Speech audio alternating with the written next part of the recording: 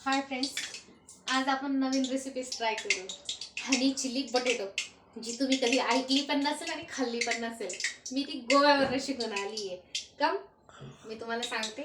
हे आपले बटेटो ठीक आहे, असे मोठे मोठे ठोकळा आपण कापून घेतले. तर त्याच्यासाठी हा लावते मी तांदूळचा आटा. तुमच्याकडे कॉर्नफ्लॉवर असेल तर तुम्ही कॉर्नफ्लॉवर यूज करू शकता. ठीक आहे, मी तांदूळचा आटा लावला. तुमच्याकडे जो अवेलेबल असेल तुम्ही तो लावू शकता. याला असं करायचं. ठीक आहे, हलकसं पाणी तुम्ही लावू शकता. मी हलकसं पाणी लावते जेणेकरून त्याचं कोटिंग व्यवस्थित बसायला पाहिजे. तसं आपण कधी कधी बटाटे धुतो ना, बटाटे धुताना थोडंसं ओलसरपणा असते म्हणून ते तुम्ही तसंही करू शकता. पण मी थोडं 15 मिनिटं पहिले कापून ठेवले होते, तर ते धुवून सण सुकवले आणि त्यानंतर मी थोडंसं पाण्याचं लावलं. आता आपलं तेल झालंय गरम. ठीक आहे, हे बटाटो आपण आता तळून घेऊ. का हे बघा,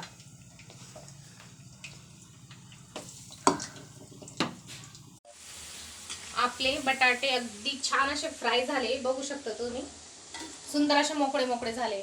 म्हणजे ते आतून परफेक्ट असे शिजून जातात, सॉफ्ट होतात. ठीक आहे, सॉफ्ट झाल्यानंतर म्हणजे गॅस ऑफ केला.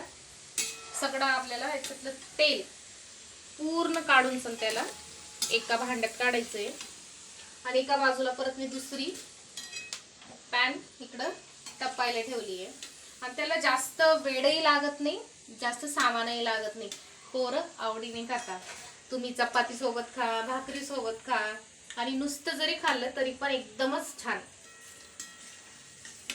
आता हे आपले पूर्ण काढले गेले, कारण माझ्याकडं हे भांडं मोठं होतं म्हणून मी एकाच वेळेला सगळे टाकून दिले होते. ऑलमोस्ट मी 5 बटाटे घेतले होते.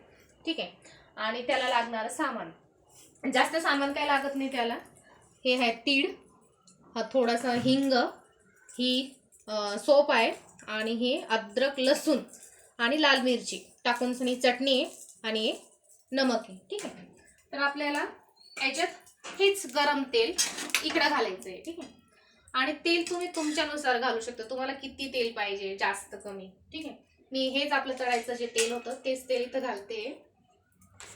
ठीक आहे, तेल घातलं. आपल्याला सगळ्यात पहिले गरम तेलात राई अशी फुटायला पाहिजे पॉपकॉर्न सारखी. जर ती कच्ची राहून गेली तर टेस्ट येणार नाही. तर आपण आता पहिले राई टाकून घेऊ. आणि याच्यात जिऱ्याचा अजिबात वापर करायचा नाही, कारण जिरं जर आपण टाकलं, जिरं टाकल्यानंतर काय होतं, भाजीसारखं टेस्ट येऊन जाते. कारण याला पूर्ण भाजी पण नाही आणि पूर्ण गोडही नाही, एक वेगळी अशी मस्त चव येते. आपण याच्यात पहिले टाकून घेऊ सोप. ठीक आहे, ही टाकली सोप. त्यानंतर टाकला थोडासा हिंग.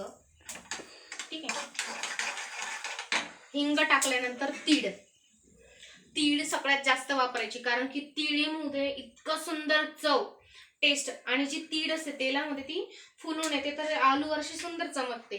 त्याचं म्हणजे प्रोटेक्शन बनते परफेक्ट. ही तीळ टाकली. ठीक आहे,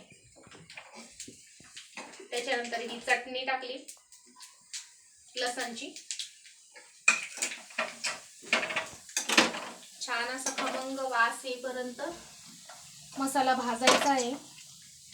आणि त्याच्यात हे पूर्ण आलू आपल्याला टाकून द्यायचे.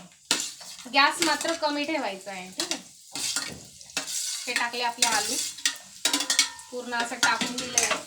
ठीक आहे, सॉल्टही मी पहिलेच टाकलं तेलातच, म्हणजे जेणेकरून पूर्ण एकजीव व्हायला पाहिजे. टाकलं गेलं.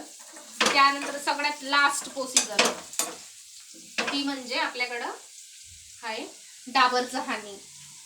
मी हेच यूज करते, कारण हे पोरांसाठी, आपल्यासाठी हे चांगलं ब्रँड आहे. बाकी मला कुठलं हनी आवडत नाही. आणि हनी पण खूप जास्तही नको, खूप कमीही नको. मी टाकते हनी, गॅस कमी. हनी टाकलं. ठीक आहे, ठेवलं बाजूला. आणि तुम्ही याच्यामध्ये खायचा कलरही वापरू शकता, जसं आपल्याकडे भेटतो ना बुंदीचा कलर वगैरे, हा, तर तुम्ही तो कलरही वापरू शकता. भाजी अशी छान आपली परतली गेली आहे. ठीक आहे,